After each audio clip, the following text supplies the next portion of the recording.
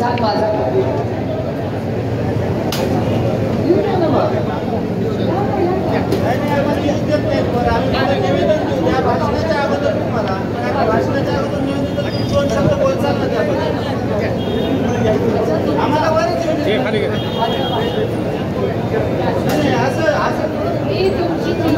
मी ह्यांना स्टेजवर येऊ दिलं नाही म्हणून मनापासून दिलगिरी व्यक्त करते. मी मनापासून यांची दिलगिरी व्यक्त करते की ह्यांना आणून वरती येऊन दिलं नाही. ह्यांचा सगळा मान सन्मान मी स्वतः करीन.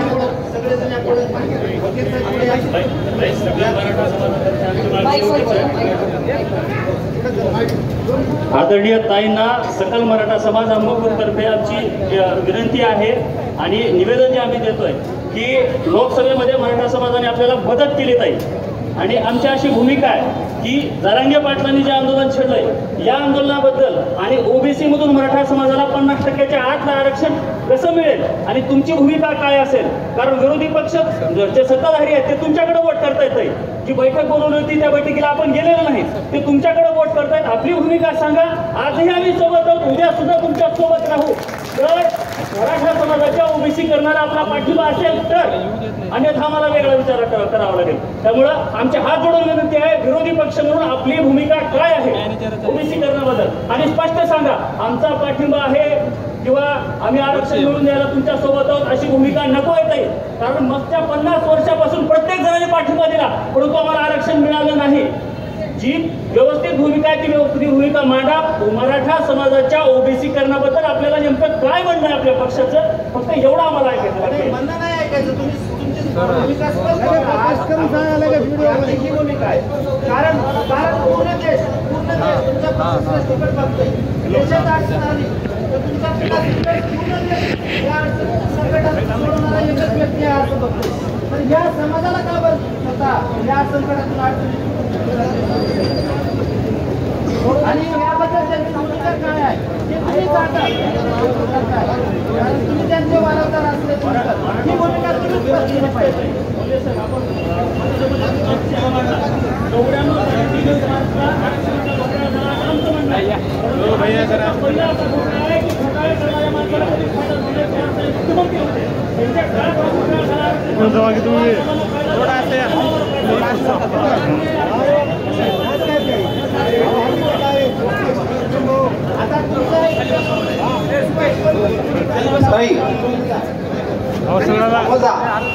आपण लोकसभेमध्ये मराठा समाजासंदर्भात अतिशय चांगली भूमिका घेतली. काही आपण तर संसद पुरस्कार आहेत, उत्तम संसदपटू आहेत. मला या माध्यमातून आपल्याला सांगायचे की मागून आतापर्यंत ज्या लोकांनी भूमिका घेतली ते भूमिका परत घेत आहेत. मराठ्यांना आरक्षण दिलं पाहिजे, ओबीसीला आरक्षण दिलं पाहिजे असं म्हणजे जमलं. आमची भूमिका आहे 50% ओबीसी मधून मराठ्यांना आरक्षण द्या. तुम्ही याचे बनवा असं नाही भूमिका घेऊ नका.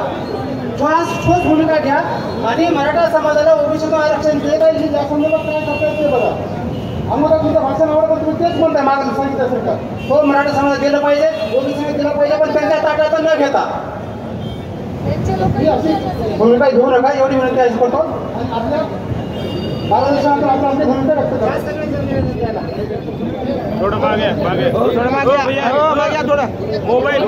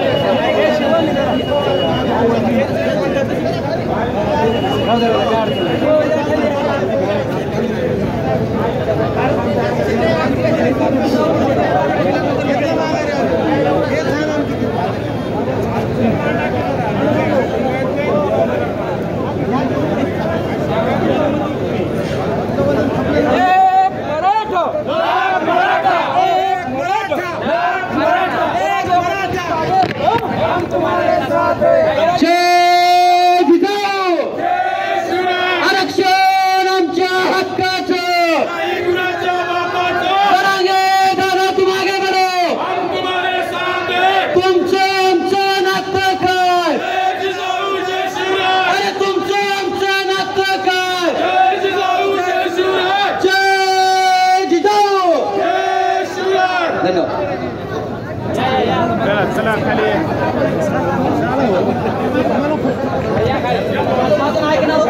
सगळ्यांना विनंती करते, आलाय तर जेवून जा.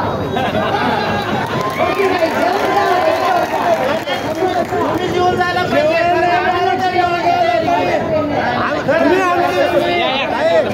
तुम्ही आमचे पाहुणे आहात, आम्ही तुमचं स्वागत करू. आम्ही आरक्षण मागायला जेव्हा गहू तांदूळ हे मला तिसरं पत्र आज आलेलं आहे, तिसरं. मला सकाळी लातूर शहरात पण हे लोक भेटले, दुपारी आणि कुठे भेटले आपल्याला, लांबजना. मग सकाळी मला लातूरला भेटले, नंतर निलंग्याला भेटले, त्यानंतर आता तिसऱ्यांदा भेटले.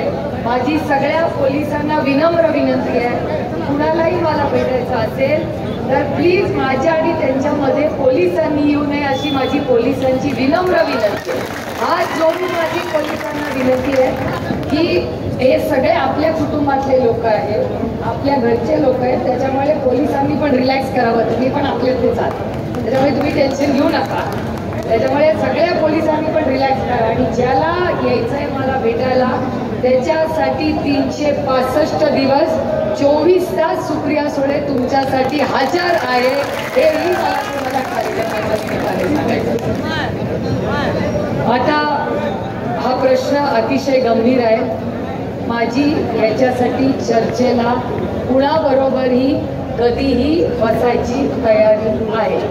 त्याच्यामुळे कुठलाही समाज असू दे, कारण का अनेक वेळा अनेक समाजाचे लोक मला भेटत असतात.